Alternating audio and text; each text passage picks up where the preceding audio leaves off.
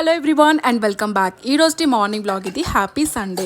నేను నైట్ అంటే గిన్నెలన్నీ కూడా వాష్ చేసుకున్నాను. ఇంకా మార్నింగ్ లేచేటప్పుడు ఇవన్నీ కూడా ఆరిపోతాయి కదా, సో వీటన్నిటిని కూడా వాటి ప్లేస్లో అయితే సర్దేస్తాను. వీకెండ్స్ అనేవి కొంచెం ఎక్కువగా పనులు ఉన్నవన్నీ కూడా వీకెండ్ రోజు పెట్టుకుంటాను. ఈ రోజు దేవుడి గది క్లీన్ చేయాలి, అలాగే ఫ్రిడ్జ్ని కూడా క్లీన్ చేసుకోవాలి.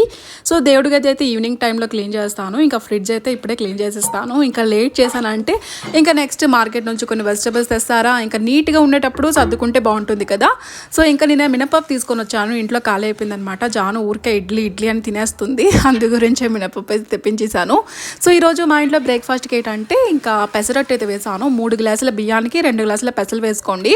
పిడికడు మినపప్పు వేసి నేను నైట్ నానబెట్టుకున్నాను. ఇంకా మార్నింగ్ టైంలో ఆడించుకొని 10 నిమిషాల తర్వాత అట్లు వేసుకోండి. చాలా క్రిస్పీగా టేస్టీగా ఉంటాయి.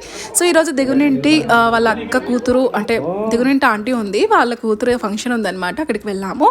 సో ఇంకా ఫంక్షన్కి వెళ్ళి ఇంటికి అయితే వచ్చేసాము. అంతే ఈరోజు మినీ